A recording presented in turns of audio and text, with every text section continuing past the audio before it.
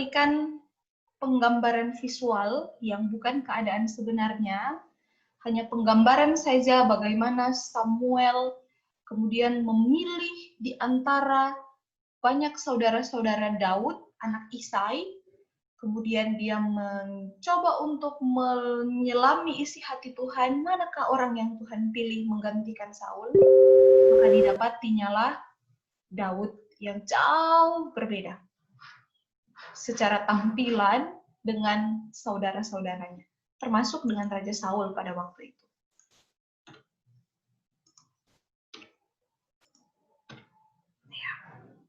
Pemilihan dan kepemimpinan Daud sebagai raja. Ada pertanyaan yang Ibu berikan di PA pribadimu. Kriteria apakah yang dimiliki oleh Daud sehingga Tuhan memilihnya menggantikan Saul? Ada yang mau volunteer? Rata-rata semua siswa jawab ini dengan benar.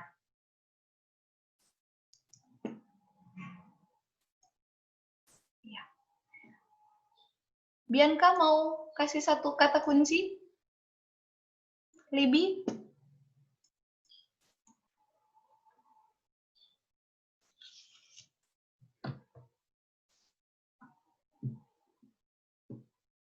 Atau Aldi? Aldi? Kata, oh iya. Siapakah tadi? Machen? Silakan, Machen. Tuhan melihat hati. Tuhan melihat hati, good point. Nah, saya kasih pilihan ini nih. Yang mana yang Tuhan lihat? Coba kita diskusi ya. Yang pilih ini, boleh angkat tanganmu di layar. Hati yang mana sih yang Tuhan lihat? Hati yang ini kah? Silakan angkat tanganmu. Enggak ada ya? Berarti mungkin hati yang ini kali ya? Yang ini kah? Kalau pilihanmu yang kedua, coba angkat tanganmu. Angkat tangan yang di sini ya. Oke, thank you. Julio, Josia, Vena, oh banyak ya. Oke. Harusnya sih ini semua, karena nggak ada yang memilih organ hati yang di sebelah kiri kan. Oke. Maka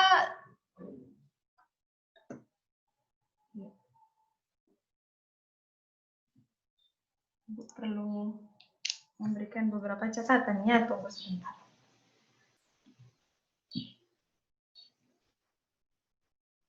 Iya. Maka Ibu mau tanya dari beberapa orang yang angkat tangan tadi. Ibu tanya Zack deh, ini calon pemimpin OSIS ya. Zack, di mana sih yang hati ini? Iya, Bu. Hati ini ada di mana sih? Yang ini?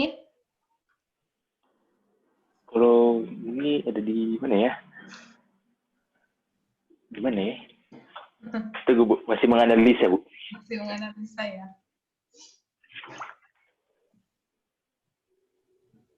Di mana ya?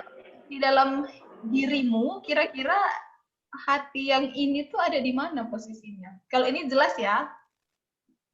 Ya. Sudah kasih gambaran. Kalau yang ini? Kalau di dalam diri saya sih, Bu, di tengah dada. Di tengah dada. Jantung ya? Di tengah dada. Ya, Bu, di sekitar situ, iya. Sekitar situ. Okay. Kalau secara biologis, anak-anak gambar hati yang seperti ini itu tidak ada dalam organ tubuh kita ya. Maka memang membingungkan sekali karena kita sedang bicara tentang kepemimpinan dan banyak sekali menyinggung tentang hati, tapi kita juga bingung-bingung ya, hati ini ada di mana begitu. Dan mungkin nanti bisa jadi studi teologi sekalian ya, yang mau kuliah jurusan teologi mungkin bisa jadi ini sumber untuk ditelaah lebih lanjut karena banyak sekali ayat Alkitab yang menggunakan kata hati. Hati itu lebih licik daripada segala sesuatu, atau hati yang gembira adalah obat. Hati yang mana sih sebenarnya yang dimaksud di dalam Alkitab? sejauh ini saya nggak melakukan penelitian, tapi bagi ibu hati ini berbicara tentang hasrat. Dan sayangnya karena bicara tentang hasrat ini seringkali justru didekat-dekatkan dengan hanya dipandang sebagai keinginan seksualitas saja begitu. Saya coba cari hasrat yang bukan gambar yang sesuai ibu harapkan, maka rasanya terlalu cetek orang-orang mendefinisikan hasrat itu. Tapi desire yang menjadi tema kita itu sebenarnya sedang berbicara tentang hati. Hati yang didefinisikan sebagai desire. Kalau bahasa Indonesia desire itu apa? Hasrat, keinginan. Dan yang bekerja di dalamnya justru gambar yang ketiga. Maka sampai hari ini saya pikir hati yang dilihat oleh Tuhan di dalam hati bangsa Israel, di dalam hati Saul, di dalam hati Daud, sesungguhnya itu adalah keutuhan dari keinginannya sebagai pribadi, keinginan yang melibatkan pikirannya, melibatkan keinginannya. Maka hati ini nggak kelihatan, nggak kayak yang bagian ini, tapi jelas itu mempengaruhi kehidupan kita. Karena kita nggak mungkin tidak punya keinginan, dan tidak mungkin tidak punya hasrat. Kamu bisa ikut Zoom meeting tanpa punya hasrat, bisa. Tapi ada yang mengendalikanmu. Apa itu? Kalau kamu nggak ingin ikut Zoom, contoh ya, semoga hari ini memang kalian suka ya ikut Zoom. Contoh, kamu nggak mau ikut pembelajaran hari ini, tapi kenapa kamu tetap join? Karena ada keinginanmu yang lain. Keinginan apa itu? Keinginan untuk dapat nilai, keinginan untuk tidak membebankan orang tua, keinginan untuk naik kelas, banyak keinginan-keinginan. Sekalipun kita bisa melakukan sesuatu seolah-olah tanpa hasrat, tanpa keinginan, tanpa ada hati di sana, tapi sesungguhnya bukan karena kita tidak punya hati di situ, tapi karena hati kita dikendalikan oleh hal-hal yang lain. Nah, maka tidak mungkin kita melakukan sesuatu tanpa keinginan, tanpa hati, tanpa hasrat. Dan yang Tuhan lihat adalah itu. Dia menyelidiki hati dan dia melihat hati Daud, bukan tampilan luarnya, tampilan luar pemimpin yang seperti diharapkan oleh orang banyak. Gitu ya, indah sekali. Dan ada satu pertanyaan yang ditanyakan juga, Ibu Sotanya Pak dia di Ibu Sotanya Pak dia di PA, kong dia tanya ulang lagi, Ibu sebenarnya kita masih bingung gitu. Maka Ibu masukkan juga ini di dalam PowerPoint ya. Oke. Sebenarnya kenapa Allah mengurapi Daud, tapi kemudian dia tidak langsung jadi raja? Nah, itu pertanyaannya si, Ibu tidak ingat sih namanya siapa, tapi ini pertanyaan PA yang Ibu berikan ya. Tidak pernah ditulis berapa umur Daud waktu dia diurapi oleh Samuel pada waktu itu. Melalui Samuel ya, diurapi Tuhan melalui Samuel. Tapi ensiklopedi Alkitab mencatat bahwa kurang lebih rentang sebelum Daud betul-betul menjadi raja, itu adalah rentang 15 tahun. Dan ketika Daud menjadi raja, boleh minta tolong satu orang baca 2 Samuel 5 ayat 4. 2 Samuel 5 ayat 4. Kenneth, boleh bacakan, Nak?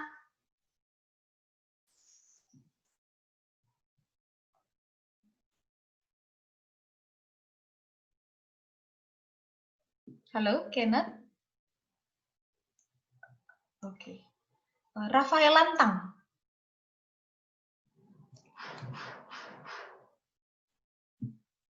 Rafael Lantang. Halo, Bu. Ya, silakan. 2 Samuel 5 ayat 4. Daud berumur 30 tahun pada waktu ia menjadi raja. 40 tahun namanya ia memerintah. Pada usia 30 tahun ya. Maka kalau kita hitung mundur dari data ensiklopedi dan Alkitab yang menyatakan bahwa Daud waktu jadi raja atas Israel itu umur 30 tahun, maka kemungkinan kurang lebih umurnya Daud waktu itu 15 tahun. Siapa yang 15 tahun boleh angkat tangan? Ada yang sekarang umurnya 15? Oke, Machen ya. Laura, Aldi, oke. Maka seusia Aldi saat ini. Kalau ensiklopedi itu tepat begitu, bisa jadi beda tipis-tipis begitu. Seusia Rafael Lantang, seusianya Nathan Pontok lah, di waktu inilah, kau bayangkan Nathan tiba-tiba Samuel atau pendeta datang dan bilang nanti kamu akan jadi presiden atas Indonesia. Tunggu besok, tetapnya jadi siswa lentera. Tahun berikutnya, tetap jo siswa lentera. Seusia itu, coba bayangkan ya. Kemudian nanti akan jadi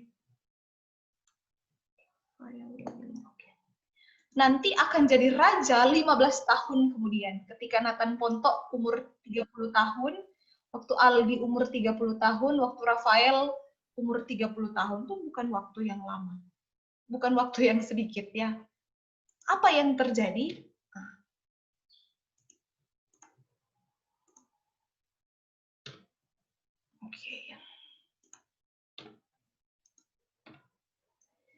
Ibu mau minta kalian baca 2 Samuel 5 ayat 2.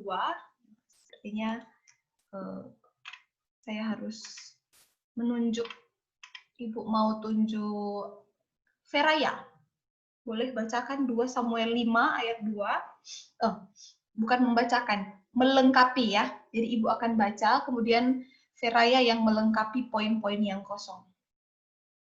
Feraya sudah siap?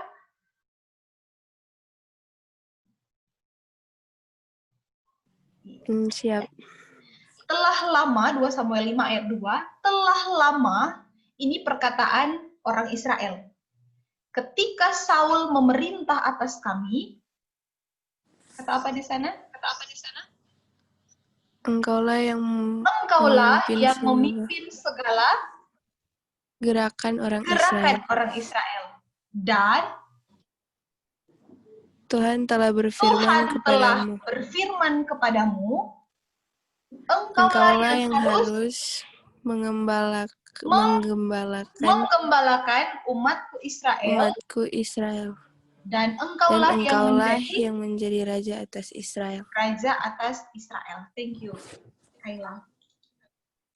Ya. Perhatikan baik-baik. Ini beda sekali dengan waktu Saul diangkat jadi raja. Waktu Saul diangkat jadi raja, yang minta itu bangsa Israel. Sekarang ketika Daud jadi raja, setelah 15 tahun, ingat cerita tadi, setelah 15 tahun kurang lebih, tidak ada Alkitab mencatat, tapi kurang lebih ditafsirkan segitu lamanya, bangsa Israel, tua-tua, kalau di 2 Samuel itu bilang tua-tua Israel, tua-tua berarti mungkin sekali orang-orang yang sama yang minta raja waktu itu. Mungkin sekali, karena ada kata tua-tua di sana. Orang hidup merasakan kepemimpinan Saul, dan setelah Saul mati, dia bilang, sedang Saul masih jadi raja, so mana yang pimpin torang? Deng, karena Tuhan so berfirman, ngana yang harus menggembala, dia pakai kata menggembala, maka nganalah yang jadi raja atas Israel. Bukan atas permintaan bangsa Israel lagi. Tapi justru muncul pengakuan dari bangsa Israel bahwa betul-betul yang pilih Daud bukan bangsa Israel, tetapi Tuhan sendiri. Bahkan ketika dia belum jadi raja, bahkan ketika Saul masih jadi raja, itu Daud susama dengan raja. Karena dia sudah berpimpin. Karena dia yang sudah berperang. Maka Itu indah sekali. 15 tahun kurang lebih itu, waktu yang panjang itu sesungguhnya sedang mempersiapkan Daud, itu yang banyak Moni isi. Tapi pada saat yang sama anak-anak, 15 tahun waktu yang panjang itu sedang mempersiapkan bangsa Israel mengerti bahwa sesungguhnya Tuhan itu raja atas segala raja. Bahkan Saul masih berperintah, yang pimpin adalah orang yang dipilih oleh Tuhan, Daud. Sekalipun dia belum pakai gelar, dia belum duduk di atas tahta kerajaan, masih Saul yang pakai jubah raja, masih Saul yang pegang pemerintahan. Mar orang pilihan Tuhan yang pimpin gerakan memimpin bangsa Israel melewati peperangan demi peperangan. Jadi bersabar akang, coba tunggu Tuhan pe waktu kang. Sampai sini, kalau ada yang mau bertanya.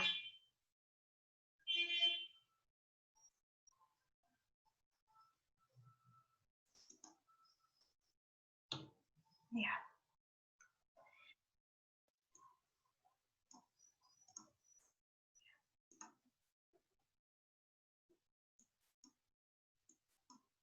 Matthew. Pertanyaan berikutnya, apakah ketika Saul ditolak dan Daud diangkat menjadi raja menggantikan Saul? Berarti bahwa Allah tidak lagi mengasihi Saul. Ini juga pertanyaan PA ya, yang mau Ibu klarifikasi.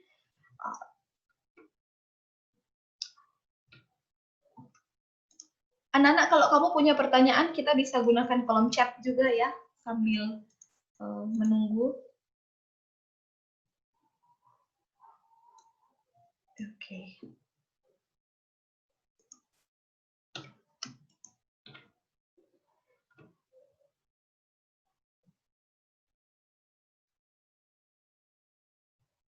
Apakah Allah tidak mengasihi Saul lagi?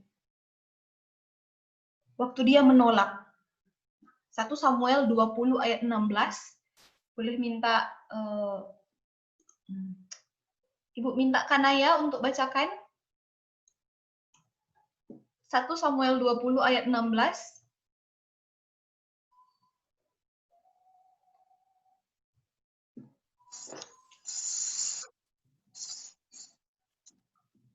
Yang di layar itu, di layar saja.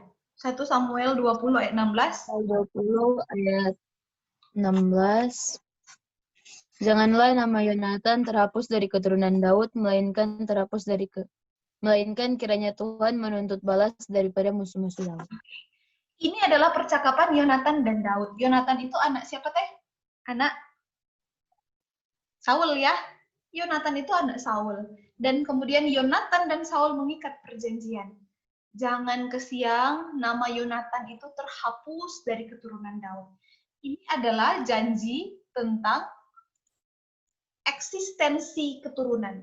Sama dengan orang sekarang kan, keluarga-keluarga itu suka punya anak laki-laki untuk meneruskan garis keturunan, meneruskan marga ki. Maka ini perjanjian yang diikat oleh Yonatan dan Daud. Jangan kiranya generasi Saul, generasi Yonatan ini terhapus dari keturunan Daud. Apa yang terjadi? 1 Samuel 24 ayat 21. Minta tolong Feby untuk bacakan.